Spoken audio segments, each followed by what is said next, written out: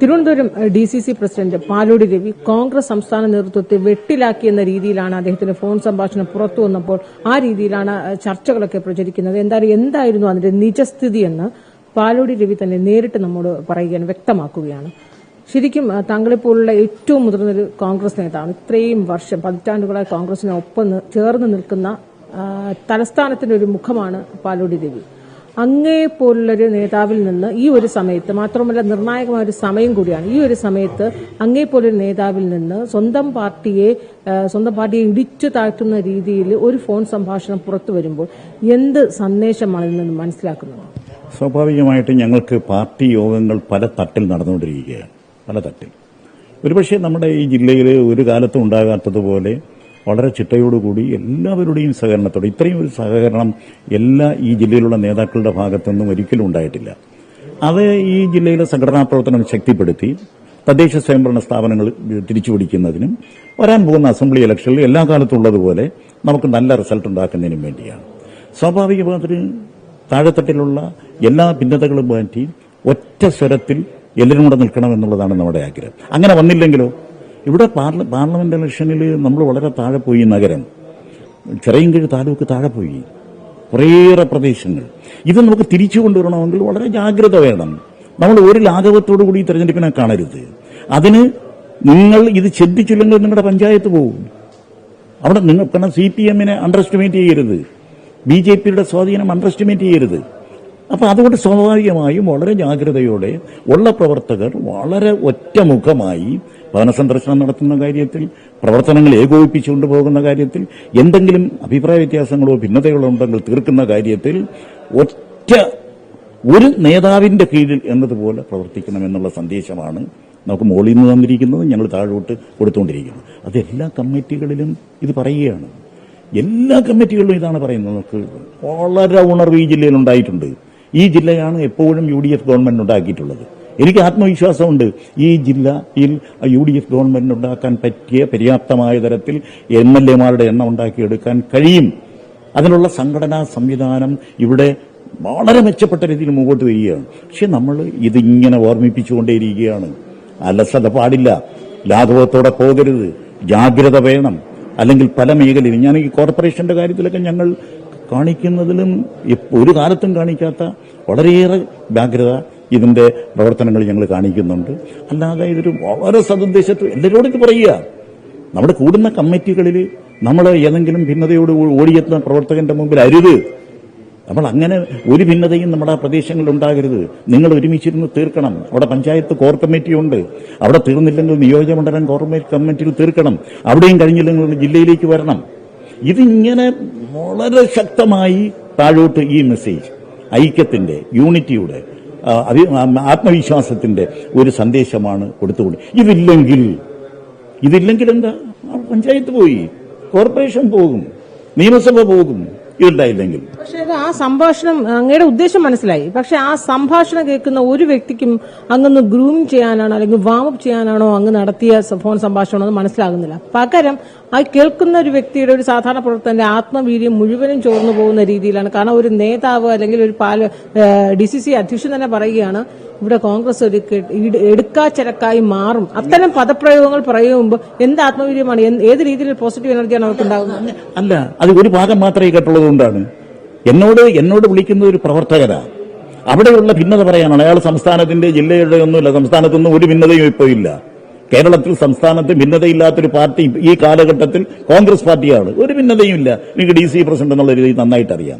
പിന്നെന്താ, അവിടെയുള്ള ഭിന്നത പറയുമ്പോൾ സ്വാഭാവികമായും അവനോട് പറയേണ്ടത്, നിന്റെ പാർട്ടി തിരിച്ചു വരണമെങ്കിൽ, നിന്റെ പാർട്ടി ആ പഞ്ചായത്തിൽ ജയിക്കണമെങ്കിൽ, നമുക്കവിടെ കോൺഗ്രസ് പാർട്ടിയുടെ കൊടിയുയർത്തി അഭിമാനത്തോടെ നിൽക്കണമെങ്കിൽ നിശ്ചയമായും ഇവിടെ അല്ലെങ്കിൽ ഇത് സംഭവിക്കും, നീ അറിയണം എന്നുള്ളത് അവരെ ഓർമ്മിപ്പിക്കുകയാണ്. അത് ഓർമ്മിപ്പിക്കുക എന്നുള്ളത് DCC പ്രസിഡന്റിന്റെ കർത്തവ്യമാണ്.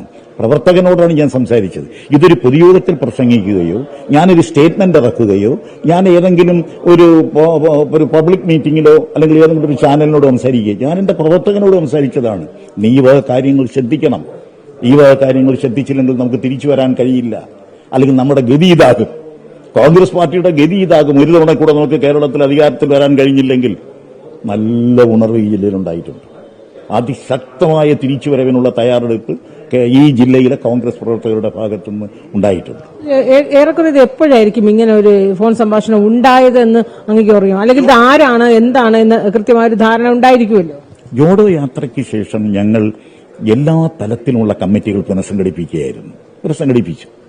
എന്നിട്ട് ഈ പറയും പോലെ ഈ കോർ കമ്മിറ്റികളുടെ നേതൃത്വത്തിൽ എവിടെയെല്ലാം പ്രവർത്തകർ തമ്മിൽ, പ്രാദേശിക നേതാക്കൾ തമ്മിൽ ചെറിയ ചെറിയ ഭിന്നതകളുണ്ടെങ്കിൽ അത് പരിഹരിക്കാനുള്ള ശ്രമമാണ്.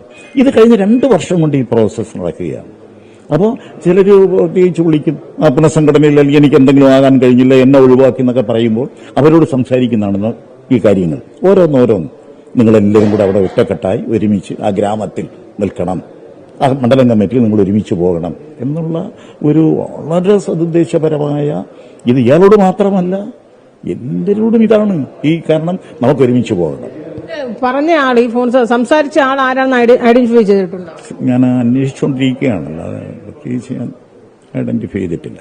പ്രാദേശിക നേതാവാണ്, പ്രാദേശിക പ്രവർത്തകനാണ്, പ്രാദേശിക പ്രവർത്തകനോട് സംസാരിച്ചു. അപ്പൊ ഒരുപക്ഷെ ഇപ്പോൾ ഇത് മുമ്പ് ജോഡോ യാത്ര സമയത്ത് അപ്പം മുതലേ തുടങ്ങിയതാണ് ഈ ഇവരെ ഒന്ന് ഉത്തേജിപ്പിക്കുക എന്ന് പറയുന്ന ഒരു ദൌത്യം.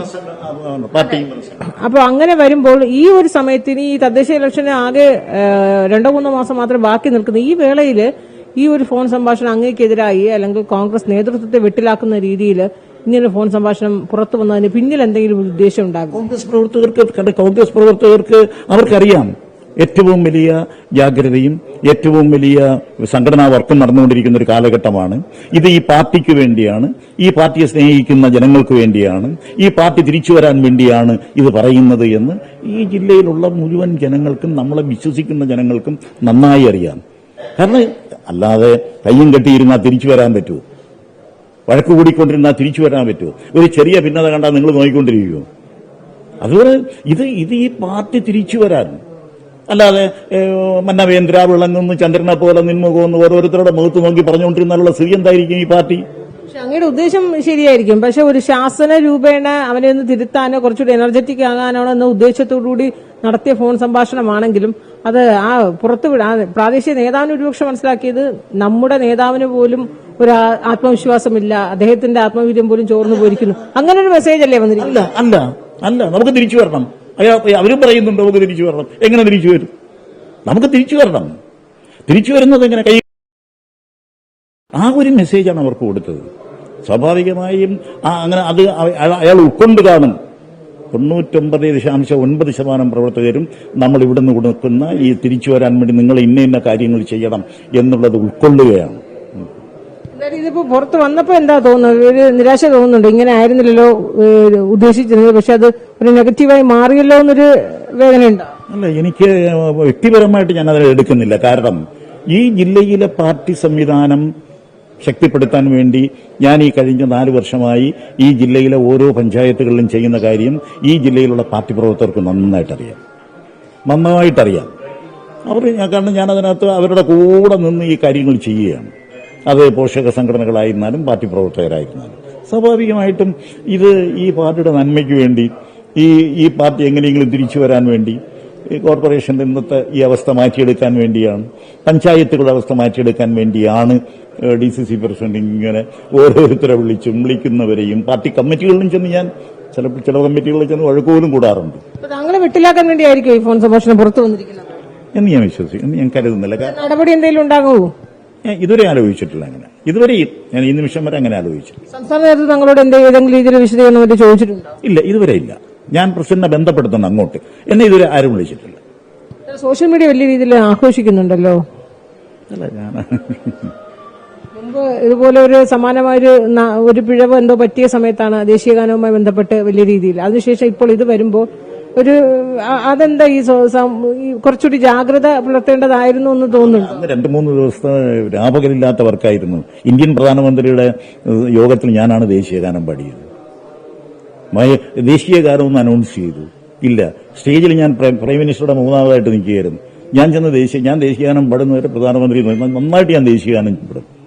അതുകൊണ്ടാണ് അന്ന് പാടാൻ വരാത്തതുകൊണ്ട് ക്ഷീണിച്ച് അവശനാണെങ്കിലും ഞാൻ സ്റ്റേജിൽ നിന്ന് അധ്യക്ഷനായി ഞാൻ ഓടിച്ചെന്നത്. 3 ദിവസം ഞാൻ ഉറങ്ങിയിട്ടില്ല ഈ ജില്ലയിൽ. ഇതൊക്കെ ആരോടെങ്കിലും പറഞ്ഞ് കൺവിൻസ് ചെയ്യിപ്പിക്കാൻ ഞാൻ പിറ്റേന്ന് പത്രസമ്മേളനവും നടത്തിയില്ല. ഈ ചാനൽ അത് വന്നപ്പോഴും ഞാൻ ഇന്നാണ് ഇത്രയും ഈ ഓഫീസിൽ ഇത്രയും മാധ്യമ സുഹൃത്തുക്കളോടൊക്കെ എനിക്ക് നല്ല ബന്ധവുമാണ്. എന്നാൽ ഇപ്പൊ ഇനി ഫോണിലൂടെ ആരോടെങ്കിലൊക്കെ സംസാരിക്കുമ്പോൾ കുറച്ചൊന്ന് കരുതണമെന്നൊരു ചിന്ത വന്നിട്ടുണ്ട്. പാർട്ടി പ്രവർത്തകർ വിളിക്കുകയാണെങ്കിൽ അത്യാവശ്യമായി നീ ശ്രദ്ധിക്കണമെന്ന് പറയും. ഇതാണ് നമ്മുടെ പാർട്ടിയുടെ ഇത്. നമുക്ക് തിരിച്ചു വരണമെന്നുണ്ടെങ്കിൽ ജാഗ്രതയോടെ ഒട്ടും രാഘവം കാണിക്കരുത്. രാഘവം കാണിച്ചാൽ തിരിച്ചു വരില്ല. ഞാൻ അവരോട് പറഞ്ഞതും അങ്ങനെയാണ്. ഈ ജാഗ്രത കാണിച്ചില്ലെങ്കിൽ തിരിച്ചു വരില്ല. എന്തിനാ LDFന്റെ ഭരണം മാറ്റാനാണ് നമ്മൾ പ്രവർത്തിക്കുന്നത്. അപ്പോൾ സ്വാഭാവികമായിട്ട് എന്ത് വേണം? ആ LDF ഭരണം മാറ്റിയെടുക്കാൻ വേണ്ടിയുള്ള അടിത്തട്ടിൽ നമ്മൾ ഒരുമിച്ച് എല്ലാവരും കൂടെ ഒറ്റക്കെട്ടായി നിന്ന് പോകണം. എന്തായാലും താങ്കൾ ഉദ്ദേശിച്ചത് ആ രീതിയിൽ തന്നെയാണ്.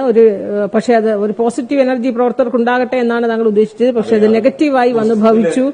പോസിറ്റീവ് എനർജി തന്നെ ഈ ജില്ലയിലെ ഈ വിളിച്ചവന് വരെ പോസിറ്റീവ് എനർജി ഉണ്ടായിട്ടുണ്ട്. എന്നെ വിളിച്ച ഈ പ്രവർത്തകന് വരെ ഈ പോസിറ്റീവ് എനർജി ഉണ്ടായിട്ടുണ്ട്. പിന്നെ നിങ്ങളെപ്പോലുള്ള ആരെങ്കിലും അതൊക്കെ ചോർത്തിയെടുത്തതായിരിക്കും. എന്തായാലും നല്ല ഉദ്ദേശത്തോടുകൂടി തന്നെയാണ് താൻ ആ ഫോൺ സംഭാഷണം നടത്തിയത് എന്ന് തന്നെയാണ് DCC അധ്യക്ഷൻ പറയുന്നത്. ക്യാമറാമാൻ അനിലിനൊപ്പം അൻഫിൽ ഡിസൂസ.